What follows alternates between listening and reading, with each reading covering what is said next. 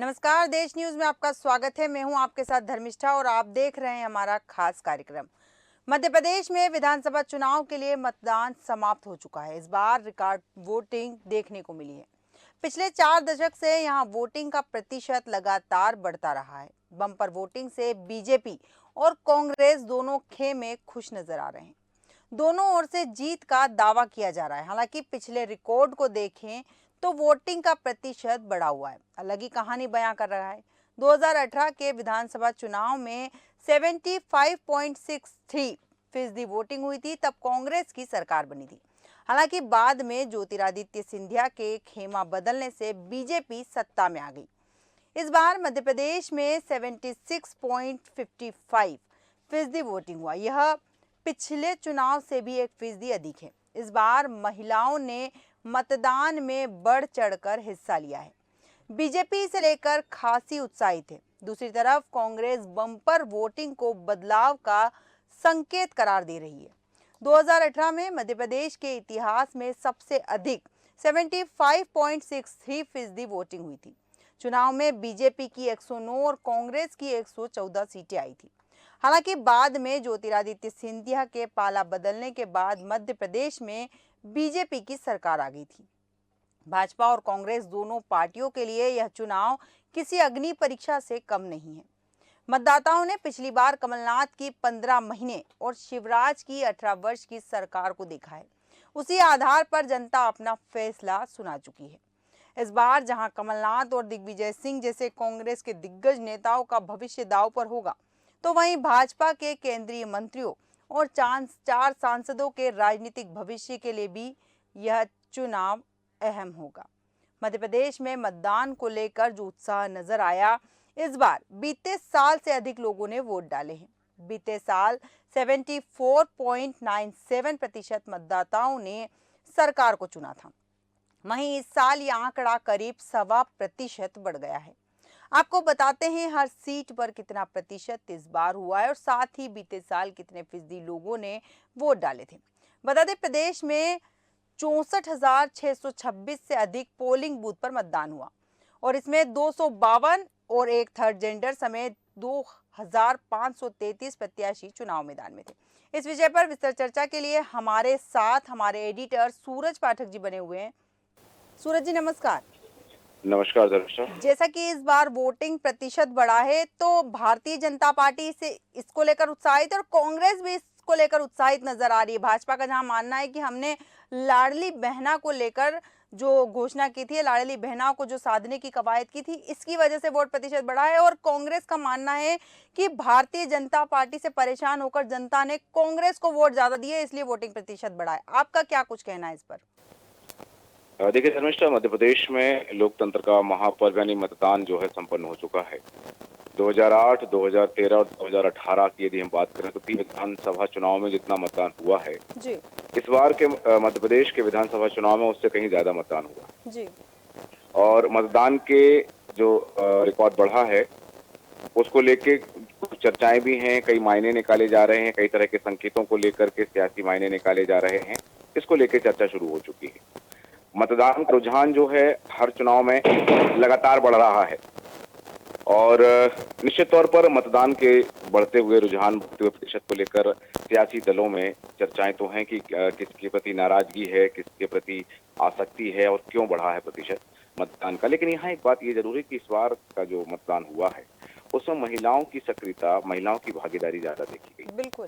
हर चुनाव में मतदान का जो रुझान बढ़ रहा है तो इसका एक कारण बताया जा रहा है कि मोदी मैजिक भी है। जी मोदी मैजिक के कारण भी मतदान का प्रतिशत बढ़ा है। यदि हम बात करें 2008 के विधानसभा चुनाव की, तो 2008 के विधानसभा चुनाव में नरेंद्र मोदी भारतीय जनता पार्टी का चेहरा नहीं है जी और उस समय भारतीय जनता पार्टी का मत प्रतिशत जो है वो 44.87 तक रहा है और उसके बाद भाजपा के प्रति जो मत प्रतिशत बढ़ा है, क्योंकि मतदाताओं में इस उत्साह के जो कारण रहा उसको लेकर कई तरह की चर्चाएं हुई हैं।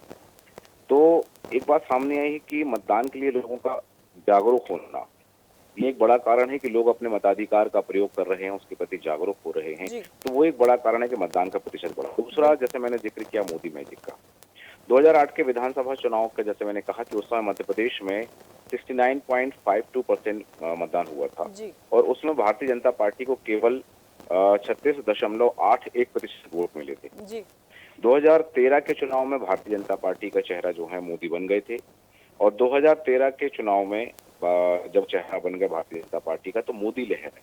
और जी मध्य प्रदेश में विधानसभा के चुनाव हुए और 2013 में 72.69% मतदान हुआ था, यानी 3% ज्यादा मतदान हुआ था और 3% बढ़ गया था। जी इसमें भाजपा का मत प्रतिशत भी बढ़ के जो 44.87% पहुंच गया था और इसके पीछे एक मोदी चेहरा भी बताया जा रहा था।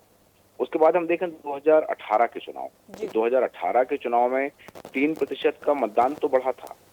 मतदान प्रतिशत जो है 75.3% हो गया था। हालांकि भारतीय जनता पार्टी का मत प्रतिशत घट गया था, जो 2013 में 44.87% था, वो 41.02% पर आ गया। जी 2018 के चुनाव में भारतीय जनता पार्टी ने स्थानीय चेहरों को सामने रखकर चुनाव लड़ा। यही कारण था कि मतदान बढ़ने के बावजूद भारतीय जनता पार्टी की लोकप्रियता मत प्रतिशत में कुछ कमी आई थी। जी दूसरे दृष्टिकोण से हम देखें कि जब इसके बाद ठीक बात लोकसभा के चुनाव हुए 2019 में, तो 2019 में भारतीय जनता पार्टी का मत प्रतिशत बढ़कर 58% हो गया था। जी 2023 के विधानसभा चुनाव में एक बात आई कि एमपी के मन में मोदी, मोदी के मन में एमपी, ये जो नारा था, इस नारे के साथ भारतीय जनता पार्टी ने मध्य प्रदेश में प्रधानमंत्री नरेंद्र मोदी का चेहरा सामने रखा बिल्कुल और जनता ने इसे स्वीकारा और मत प्रतिशत का एक नया रिकॉर्ड बनाया। स्वाभाविक तौर पर मोदी मैजिक एक चला है और मोदी मैजिक के कारण ये जो रिकॉर्ड बढ़ा।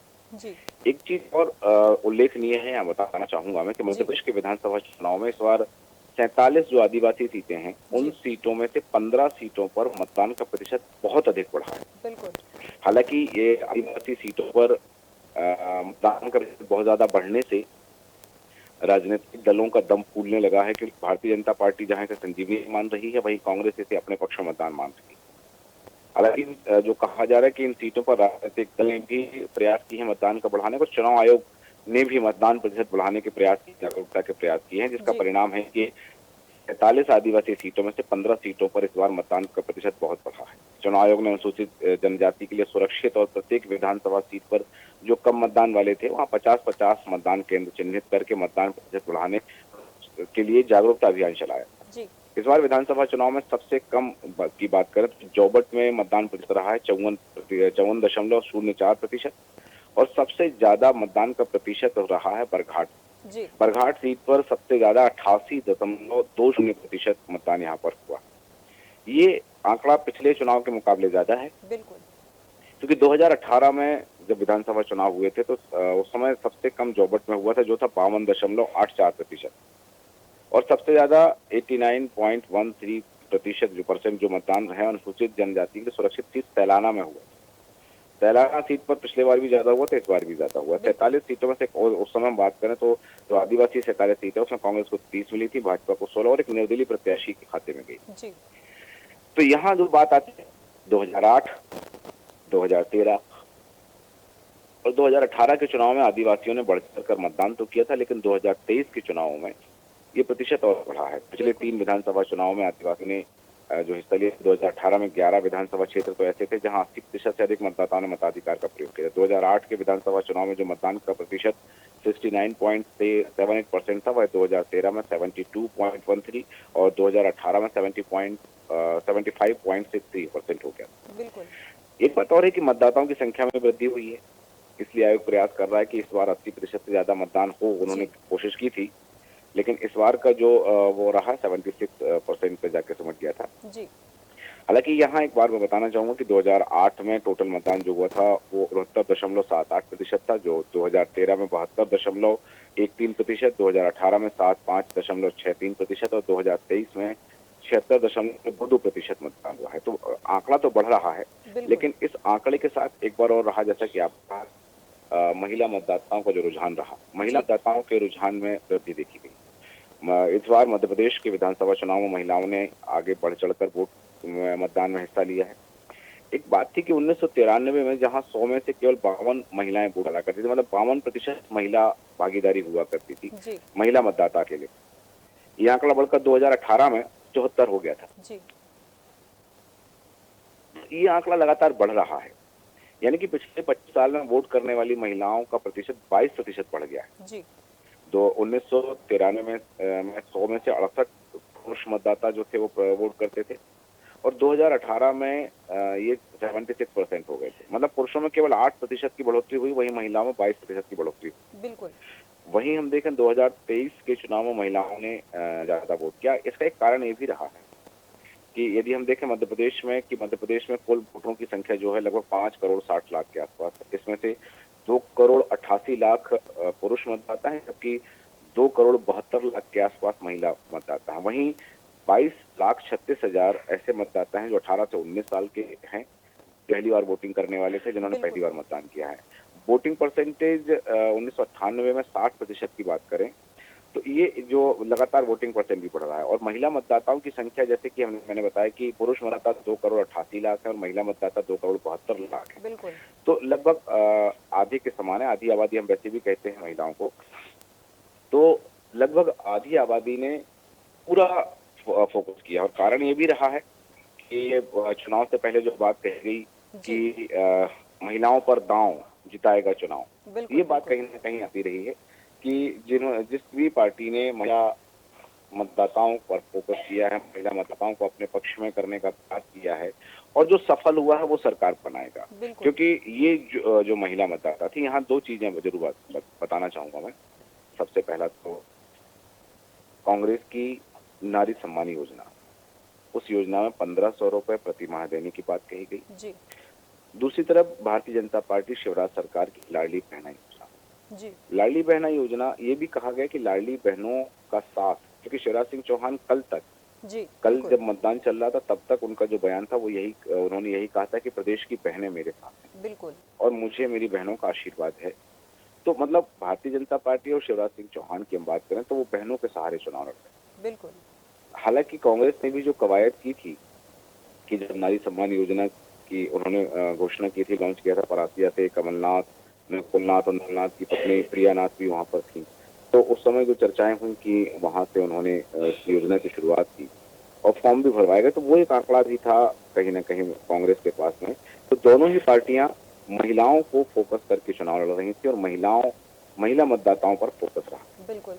जी धर्मिष्ठा। बिल्कुल सूरज जी, आपने सही कहा कि महिला मतदाताओं पर फोकस रहा और कहीं ना कहीं बढ़ा हुआ मतदान का प्रतिशत बता रहा है कि महिलाओं की सहभागिता भी इसमें बहुत अधिक रही है इस बार। जी बिल्कुल हाँ, सूरज जी। महिलाओं की प्रतिभागिता ज्यादा रही, उसका एक कारण बताऊं मैं। जी। 2018 में कांग्रेस ने 27 महिलाओं को टिकट देकर विधानसभा चुनाव मैदान में उतारा, जी।